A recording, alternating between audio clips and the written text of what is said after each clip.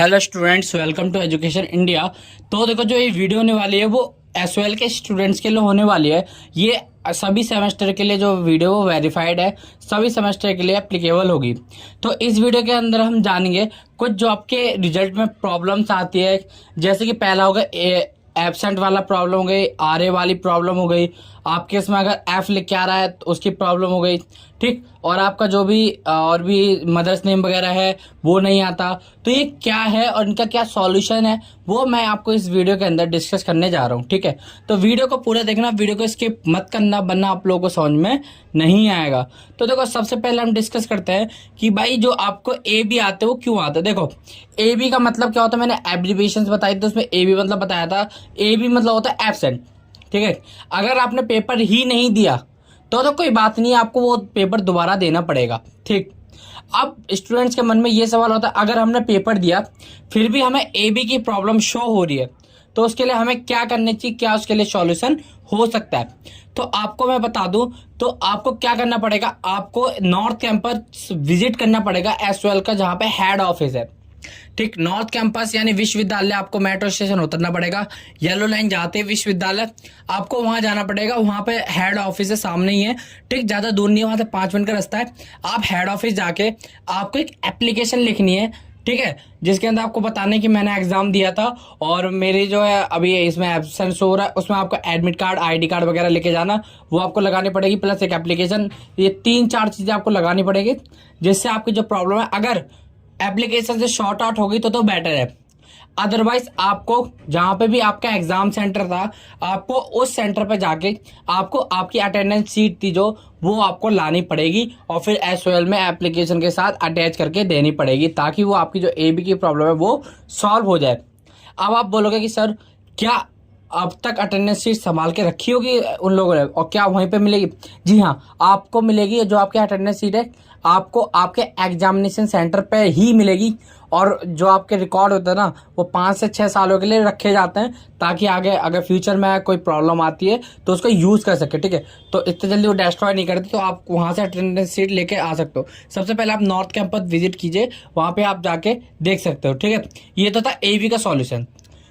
अब बात करते हैं आरए। देखो, आरए का मतलब होता है रिवॉर्ड नॉट फाउंड, ठीक है। यानी कि जो रिवॉर्ड है ना, वो at the time of declaration of result, जब भी आपका रिजल्ट आया उस टाइम तक उसके या तो मार्क्स आए नहीं है, मतलब या तो वो चेक नहीं हुआ है या वो एब्सेंट है, ठीक है। आरए का मतलब समझ सकते हो आप कि या तो वो एब्सेंट है या उसके मार्क्स नहीं चढ़े। तो इसका क्या सॉल्यूशन है? इसका सेम यही सॉल्यूशन है। अगर आपके इसमें आरए शो हो रहा है तो आपको उसके लिए जाना पड़ेगा, या और उसके बाद अब हम बात करते हैं एफ। देखो, एफ अगर आप फेल हो, ठीक है, अगर आप फेल हो तो कोई नहीं। अगर आपको लगता है कि हाँ, कुछ ऐसे स्टूडेंट्स होंगे जो ट्यूशन भी पढ़ते हैं, जो पढ़ते हैं लेकिन वो फिर भी फेल हो गए, उन्हें लगता है कि वो फेल नहीं हो सकते, तो उनके लिए एक सॉल्यूशन है। उनके पास 2 सॉल्यूशन होते हैं एक तरह से। पहला सॉल्यूशन होता है रिवैल्यूएशन के लिए अप्लाई करना।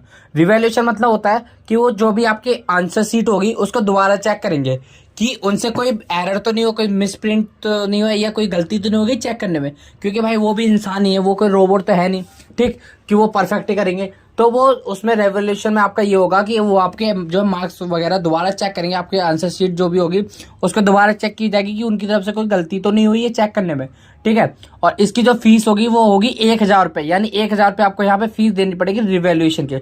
और जो रिवैल्यूएशन होगा आपका, उसका जो भी रिजल्ट आएगा वो 3 से 4 मंथ बाद आएगा, यानी जुलाई अगस्त तक आपका जो रिजल्ट है वो देखने को मिलेगा। क्योंकि रिवैल्यूएशन का जो रिजल्ट है इतने जल्दी देखने को नहीं मिलता, तो उसके रिजल्ट के लिए आपको 3 से 4 महीने का वेट करना पड़ेगा, यानी जुलाई अगस्त तक आपका जो रिजल्ट है वो डिक्लेयर किया जाएगा, ठीक है।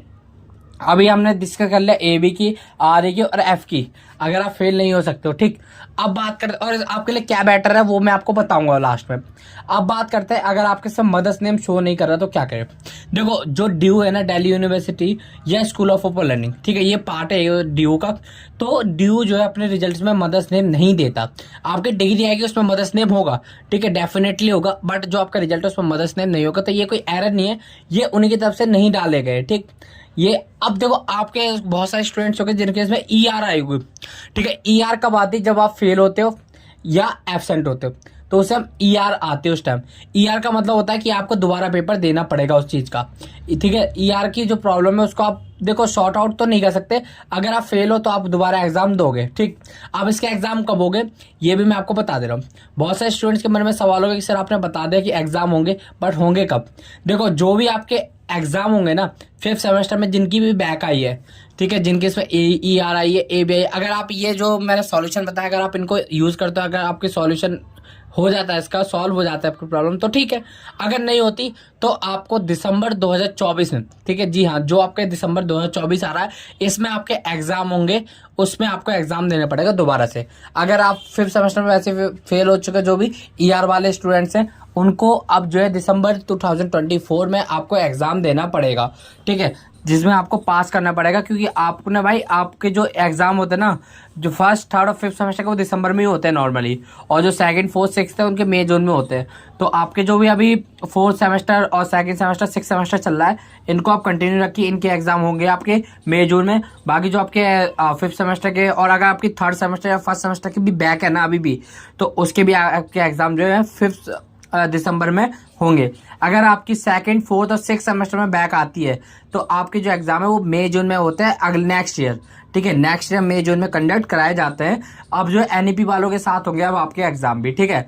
तो ये थे हमारी छोटी सी वीडियो। अब मैं आपको बता दे रहा हूँ कि आपके लिए बेटर कौन सा है, रिवैल्यूएशन या आपको री एग्जाम देना। देखो अगर मेरी तरफ से सोचो या अपनी तरफ से भी देखो भाई, देखो आप अगर रिवैल्यूएशन करवाते हो, ठीक है स्टूडेंट्स, अगर आप रिवैल्यूएशन करवाते हो तो उसमें 50% चांसेस होते हैं कि आपके मार्क्स इंक्रीज भी हो सकते हैं और नया भी हो सकता है, यानी आप फेल वाला पास भी हो सकता है और फेल वाला फेल भी रह सकता है, ठीक है। 1000 रुपये फीस है, इसका कोई वो नहीं है, और 3 से 4 महीने आपको वेट करना पड़ेगा, फायदा नहीं है। इससे बढ़िया आप री एग्जाम दीजिए, ठीक है, री एग्जाम में आप इससे अच्छी प्रिपरेशन कीजिए, अच्छे से एग्जाम दीजिए, ठीक है।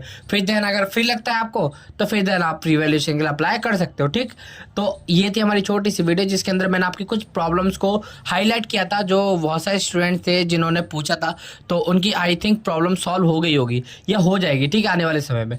तो आई होप आप लोगों को वीडियो चलेगी होगी। वीडियो चलेगा तो लाइक कर देना और चैनल पर नए तो चैनल को सब्सक्राइब कर देना। तो मिलते जल्दी नेक्स्ट वीडियो में। Thank you so much for watching.